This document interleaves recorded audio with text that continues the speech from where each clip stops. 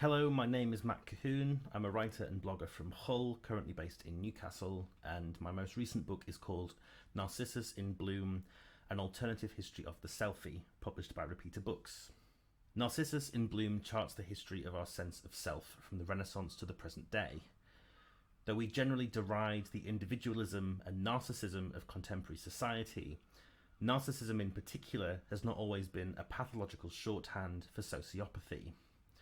The myth of Narcissus is instead an allegory of nature in bloom, the changing of the seasons, and the creative impulse. The Italian art theorist Leon Battista Alberti, for instance, saw Narcissus as culture's own origin story, with his predicament being shared by artists across millennia. That is, Narcissus's desire to fix the image reflected before him in the spring, which he knows he cannot possess. It is this same encounter that leads us to paint, write things down, capture experience in its unfolding, at the same time as it allows us to process the human experience. The myth of Narcissus, then, is a tale of anxiety and wonder, of creativity and transformation. My book then argues that to reduce narcissism to a static pathology of self-obsession says more about our current political climate than anything else, in that it denies our capacity for change and creativity as we languish anxious at the so-called end of history.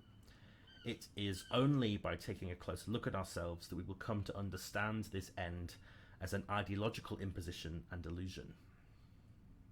It is true that we've always looked at ourselves. Even cave paintings dramatize stories, myths, and legends in which we humans serve as a major protagonist.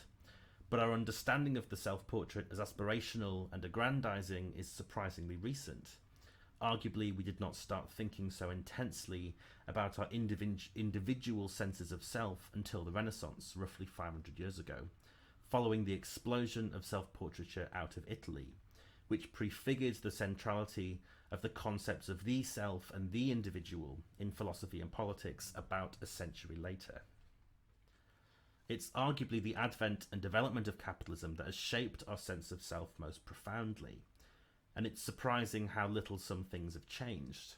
We still occasionally hear mention of the so-called Protestant work ethic, the prevailing ideological position central to capitalism, that we are all the masters of our own fate and responsible for our own economic salvation, diminishing the impact and controlling influence of social institutions and state governance.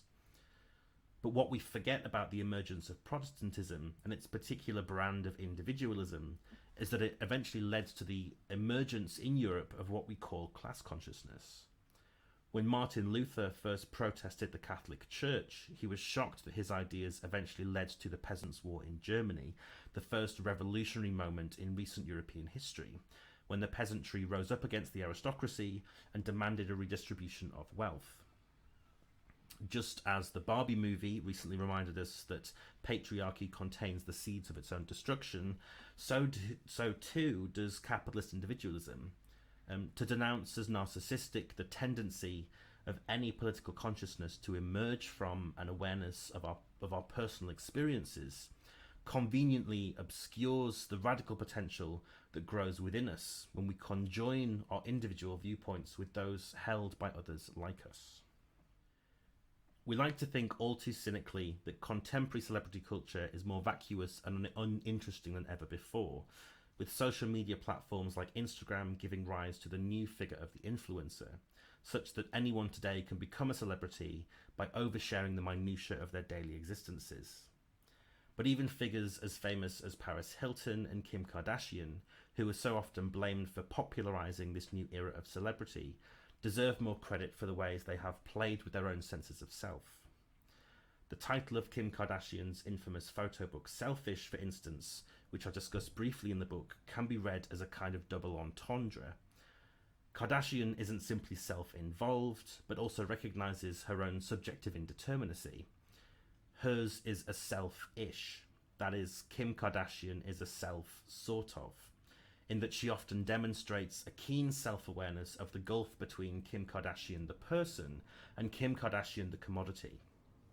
If anything, Kim Kardashian becomes an interesting person to learn from. Who knows what might become possible if we truly interrogated the ways that our own experiences of ourselves are today not so different. Hope that's all right.